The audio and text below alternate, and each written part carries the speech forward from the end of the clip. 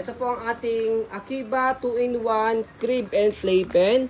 So, complete po ito. Ayan, as you can see sa video, this already washed and ready to use. Kung di po kayo satisfied sa wash po namin, rewash nyo yan ng pulit po siya. Okay, so saglit lang po ito nagamit ha. Okay, as you can see, na-stock lang po ito. As you can see, nandito pa yung kanyang tag. Okay, so, andito rin yung kanyang manual. So, pakita natin yung setup niya, one by one. So, ito yung kanyang setup for crib. Okay, so ito yung kanyang bag. Yan, foldable po ito, travel friendly. So, meron siyang kasamang mosquito net. Ayan. So, tanggalin na natin yung mosquito net ha. Ayan. Pakita natin isa-isa yung kanyang mga inclusion. Ayan. Okay. So, andyan yung mosquito net. Next natin, yung kanyang changing diaper. Ayan. So, disalpak lang naman dito yan. Ayan. And then, next natin, yung kanyang music. Hanging Ayan. toys. Hanging toys. Iniikot-ikot yun lang siyang ganyan dito. Parang laruan talaga ng pambata. Tapos, automatic magkakaroon na siya ng sounds. Tapos, iikot na siya. So, ito yung mga toys. Ayan. Hanging toys. Siyasalpak lang siya dito sa center. Okay. So, next natin, ito yung kanyang pinakahigaan. Ayan. So, malambot na po siya, pero depende po sa inyo. Kung gusto niyo po pong mas malambot, bilan niyo po siya ng extra foam. Okay, yan yung kanyang design, mga bird. Walang damage May yun. trees. Okay. Tapos, next natin, ayan. Kapag sinet up naman siya pang playpen, pag toddler na si baby, mga around 1 year old na siya, makulit na. Ayan. So, tanggalin niyo po na yung pinaka-foam niya. Okay. Tapos, ayan. So, yung pinaka-stand niya po rito, yung pinaka-patungan niya, tanggalin niyo po muna po yan. So, ganito muna ang gagawin niyo ha, para hindi kayo mahirapan i-connect. Yan, saka niyo po siya i-connect na ganyan. Okay, hindi pwede isang mahaba tapos papasok na rito. Yan yung kanyang tip. Okay, para paano siya i-open. Ayan. Okay. So, next natin, tanggalin natin muna to. Ayan. So, ganyan lang yung pag ganyan disassemble saka assemble ha. Ayan, ikot nyo lang siya dyan. Ayan, okay. So, makikita nyo rin naman po sa YouTube. Meron sa YouTube ng gantong model kung paano siya assemble sa disassemble. Pero ayan, tinuturo na rin po namin sa inyo. Okay, so kapag playpen na po, ayan, so as you can see, meron strap dito. I-shoot nyo po yan dito sa may butas. Oh. Ayan. Okay, tapos meron siyang strap dito sa pinakailalim. Okay. Pero syempre, hindi na natin i-shoot. Papakita lang natin siya. Ayan. So, yan na siya kapag naka-playpen. Okay. Size pala. Ayan.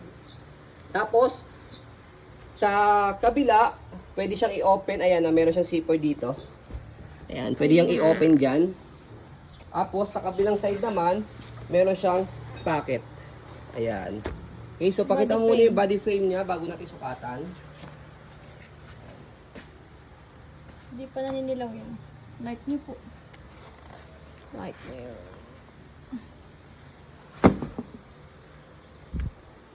Like nyo siya.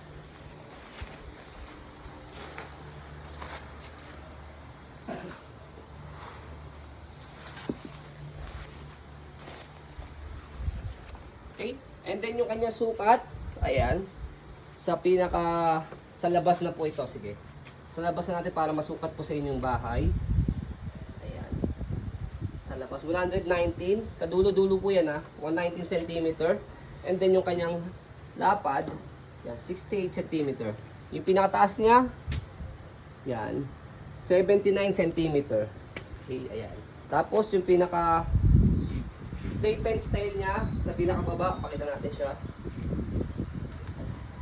64 cm. Okay? So, yan po ating Akiba 2-in-1 crib and playpen. So, sa pag-fold, turo na rin natin siya. Tanggalin na natin to.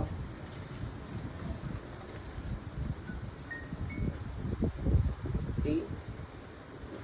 Ayan. Tapos, tanggalin lang natin yung pinaka-higaan niya. Turo na rin yung ating pag-assemble, saka disassemble. Para hindi kayo mahihirapan. So sa pag-disassemble sa kanya, hilahin niyo po muna po yung pula center niya. Okay, tapos press niyo po yung pinakagitna niya. May pinipress dito sa pinakagitna niya. Kailangan nakabend po itong dalawa. yung apat na corner na yan, hindi pwedeng yung isa naka-straight, yung isa naka-bend. Kailangan parehas na naka-bend. Yan, katulad yan. Kailangan dalawa yan. Ayan, dalawa naka-bend. Okay, ganun din sa kabila. Okay? Ganun din dito. Ayan. Okay, saka nyo po siya ipofold na ganyan.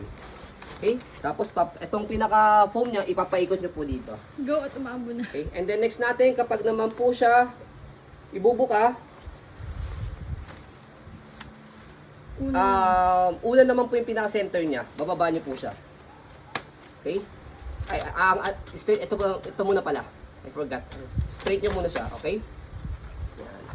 Straight nyo po yung apat na corner.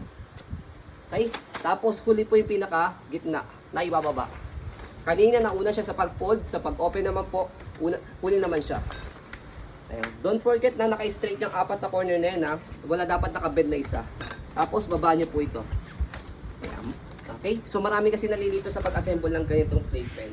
So kaya dinuro na po namin para meron po kayong sample. Ayan.